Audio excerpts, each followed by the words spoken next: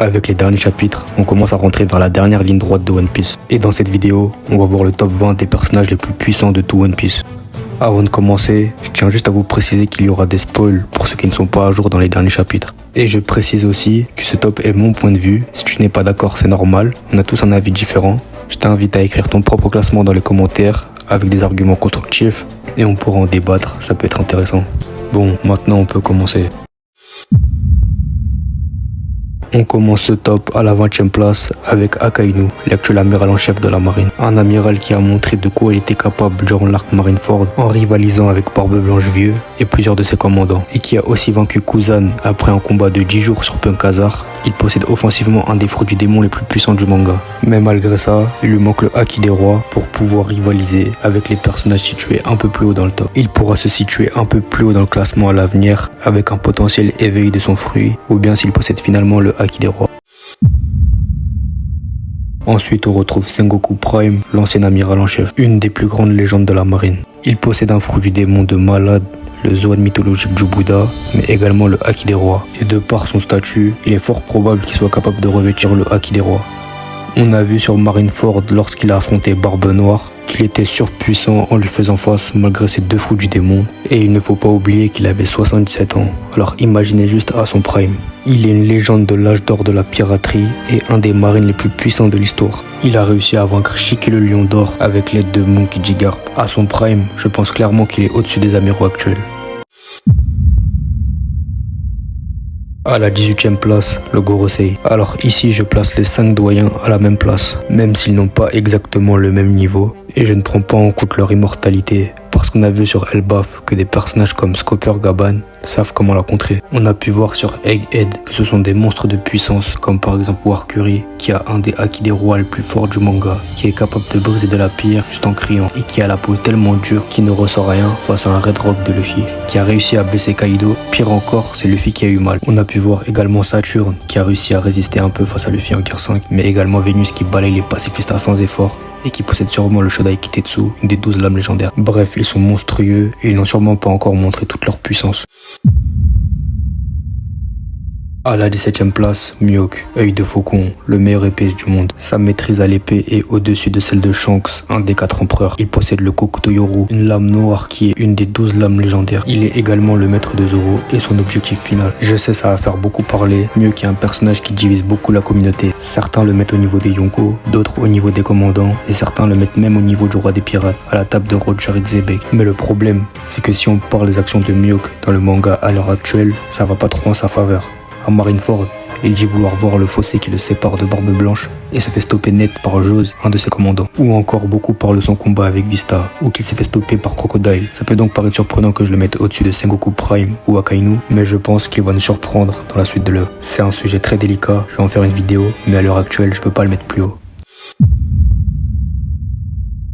À la 16e place, Garp Prime, le héros de la marine, sûrement le marine le plus fort de l'histoire. Il est une légende de l'âge d'or de la piraterie aux côtés de Roger Xebek. Après avoir fait une prestation incroyable sur la ruche en dominant Kuzan, un ex-amiral de la marine, et tenant tête à l'équipage d'Ayonko malgré ses 78 ans, c'est un vrai monstre de puissance. Alors oui, je sais, ça va faire beaucoup de débats, les gens l'auraient mis plus haut. Attention spoil, surtout avec le chapitre 1156, les gens estiment qu'il a le niveau roi des pirates avec le clash de Haki qu'il a fait avec Roger. Après pour moi faut nuancer, parce qu'on était loin du Roger Prime qui a vaincu Xebek. Faut juste voir comment Roger s'est fait humilier par les Kuja. Mais oui, après faut le dire, Garp est un monstre de puissance et j'attends de voir sa prestation sur God Valley pour voir si je le mets plus haut. Douglas Bullet. Alors oui, je prends tous les personnages, même ceux des films. Le grand méchant du film One Piece Stampede, Douglas Bullet, qu'on surnomme l'héritier du démon, nous a montré une prestation digne d'un Yonko, tabassant tous les supernovas comme des enfants, venant même à bout de Luffy Snakeman sans trop de difficultés, possédant une force surhumaine avec le Gasha Gasha no Mi et une très bonne maîtrise des 3 formes du Haki, dont un bon Haki des rois. Douglas Bullet s'assoit à la table des empereurs et a clairement sa place dans ce top. À la 14e place, Marshal Tchitch alias Barbe Noire, un des 4 empereurs. Beaucoup de gens l'auraient mis plus haut, mais moi j'attends d'en voir plus pour le mettre au-dessus des personnages situés plus haut dans le top. Il a tué Barbe Blanche qui était aux portes de la mort. Il a aussi vaincu Morco et tout le reste de l'équipage de Barbe Blanche lors de la guerre des représailles. Et a récemment vaincu Law et défait Ochoku sur la rue, qui je rappelle est un ancien membre de l'équipage des Rocks sous le nom de Wangzi. Barbe Noire a 2 fruits du démon, le Yami Yami no Mi et le Kuragura no Mi, qui sont le Logia et le Paramecia le plus puissant. Et niveau Haki, on n'a toujours pas la confirmation qu'il a le Haki des rois. Mais pour un mec qui veut devenir le maître du monde, c'est impossible qu'il l'a pas. Avec tout ce que je viens de dire, pourquoi il est que 14e? Tout simplement parce que je pense qu'on n'a pas encore tout vu de lui et qu'il nous cache des choses comme l'éveil de ses 2 fruits, l'éveil de ses 3 Haki ou même un 3e fruit avec son éveil. Mais une chose est sûre, c'est que d'ici la fin du manga, voire d'ici quelques arcs, il sera minimum dans le top 5. Surtout quand on voit les derniers chapitres. À la 13e place, Big Mom, une des 4 empereurs. Personnage qui est pour moi très sous-coté par la communauté à cause du scénario. C'est un monstre de la nature. Elle a tué Yorl, un guerrier d'Elbaf à 8 ans, et possède le Sorosorodomi qui, grâce à ça, a pu créer un véritable empire. Elle possède les 3 formes du Haki, dont le Haki des rois revêtis. Elle peut se booster avec son fruit et peut même se régénérer en bouffant des âmes. Elle peut se battre contre Kaido pendant 3 jours d'affilée. Lors de son combat face à Kid et Law, malgré que les deux ont fait leur attaque ultime sous éveil de leurs fruits, elle était encore apte à se battre et les aurait massacrés si Law ne l'avait pas mute. Elle s'est fait vaincre en se faisant éjecter et en se prenant l'explosion, sinon elle était bien plus forte que Kid et Law. Le problème c'est que je peux pas la mettre plus haut parce qu'elle est trop instable mentalement et ce sera un véritable handicap si elle veut battre les personnages situés plus haut. Après nous on l'a vu à l'action à 68 ans, mais à son prime elle devait avoir une meilleure maîtrise de ses Haki et sans ses problèmes d'instabilité. Donc sûrement qu'à son prime elle pourrait battre des personnages situés plus haut.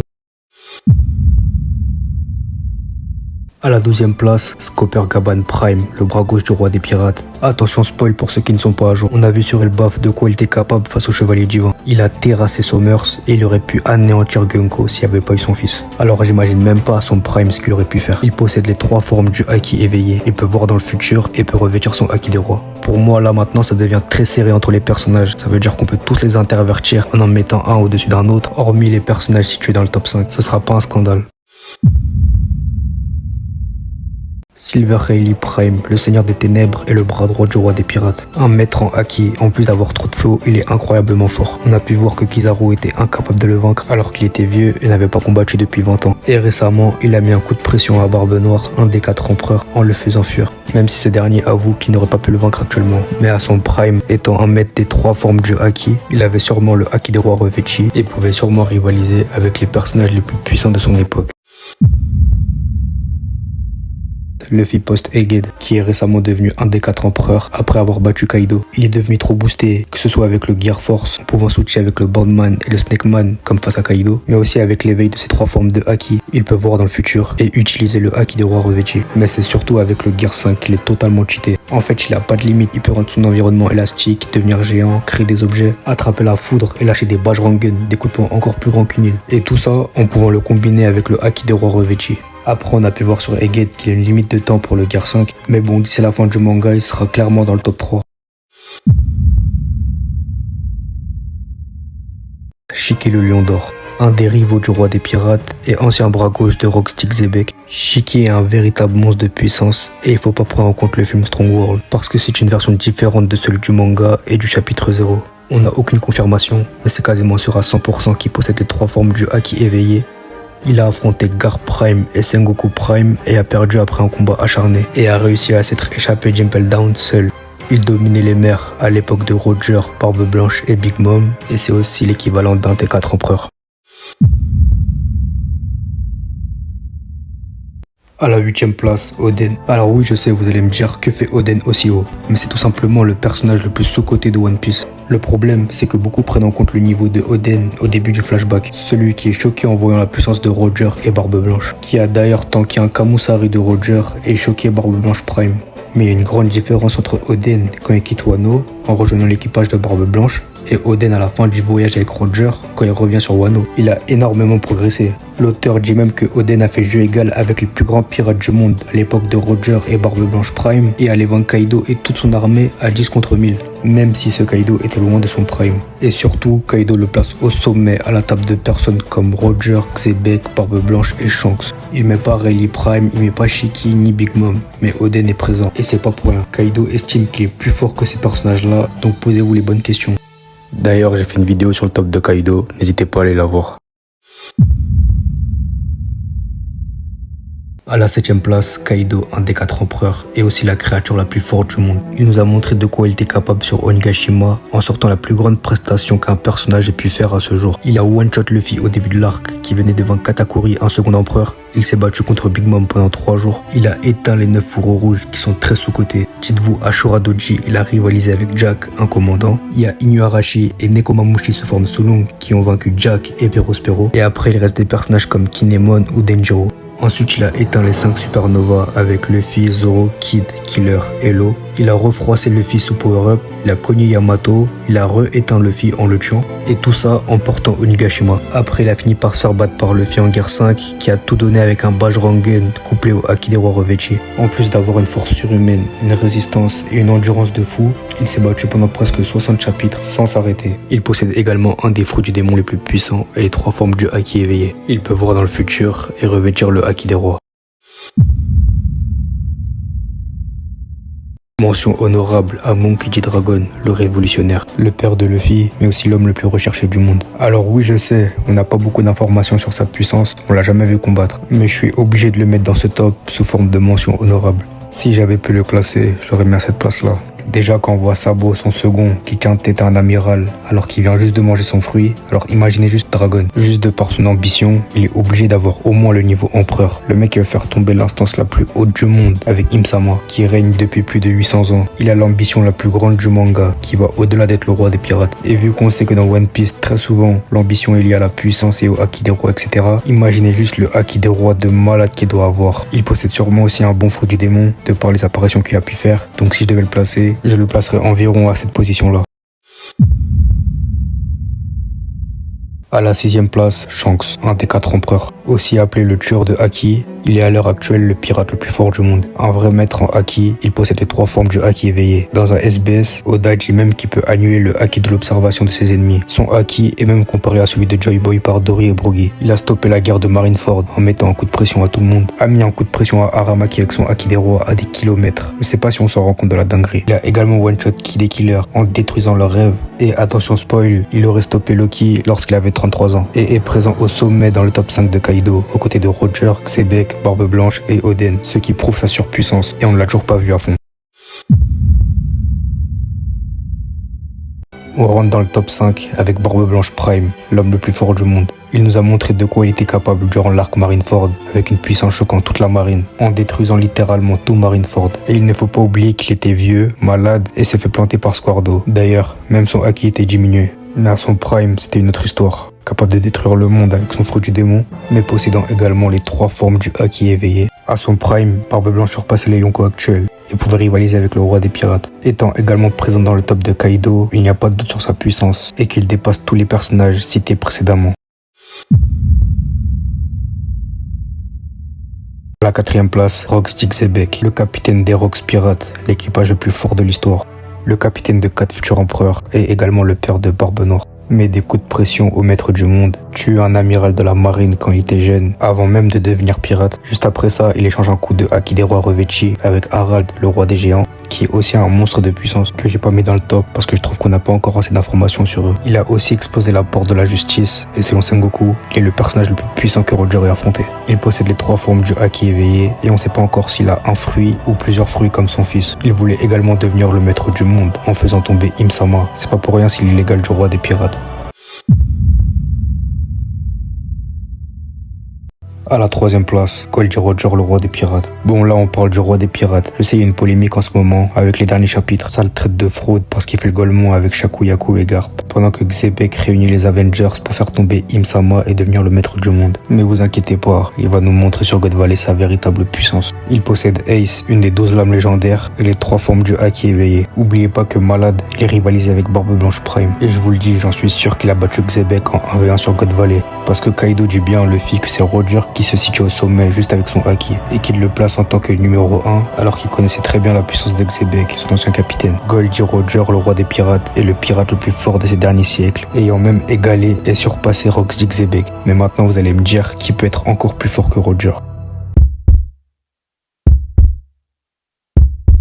Joy Boy, le premier pirate. On n'a pas beaucoup d'informations sur ce personnage, hormis le fait qu'il a vécu pendant la période du Deuxième Monde et qu'il possédait le Ito-Itonomi modèle Nika, comme Luffy. Et ce que l'on sait sur sa puissance, c'est qu'il a réussi à fendre le ciel en deux, exploit réalisé que par un clash de haki entre deux empereurs. Lui, il le fait tout seul, juste avec du haki des rois mental, qui est stocké dans une corde depuis plus de 800 ans. Il a également réussi à détransformer les membres du Gorosei avec ce même haki et faire mettre à genoux Im-sama en la faisant crier. En plus de posséder le meilleur haki qu'on ait pu voir dans le manga jusqu'à présent, donc en séparant le ciel en deux avec du haki des rois mental, il a également une maîtrise parfaite de son fruit, qui est sûrement dans le top 3 des fruits du démon les plus forts de l'histoire. Il a atteint un niveau divin, surpassant Roger ou Xebec, et il est le pirate le plus fort de l'histoire, connu à ce jour. Mais alors qui peut être encore plus fort que lui?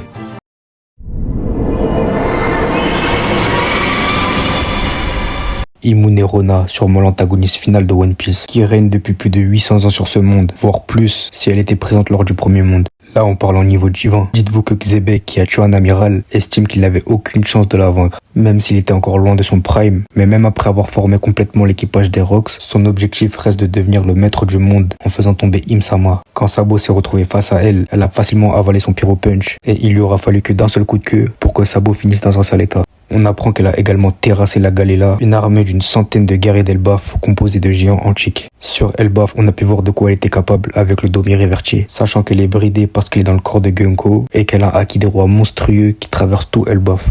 Mais pourquoi je l'ai mis au-dessus de Joy Boy alors que ce dernier l'a mis à genoux? C'est parce que sur la fresque d'Elbaf, on peut voir une version démoniaque de Imu qui affronte toute une alliance. Sous cette forme démoniaque, elle est sûrement la plus puissante du verse, et même Joy Boy n'était pas assez fort pour la vaincre. Sous cette forme qui sera sûrement l'ennemi final de One Piece, représentant l'ennemi des trois mondes, que même Luffy, à la fin du manga, ne pourra sûrement pas vaincre seul. Bon, la vidéo touche à sa fin, n'hésite pas à écrire dans les commentaires ton propre classement avec des arguments avant qu'on puisse en discuter.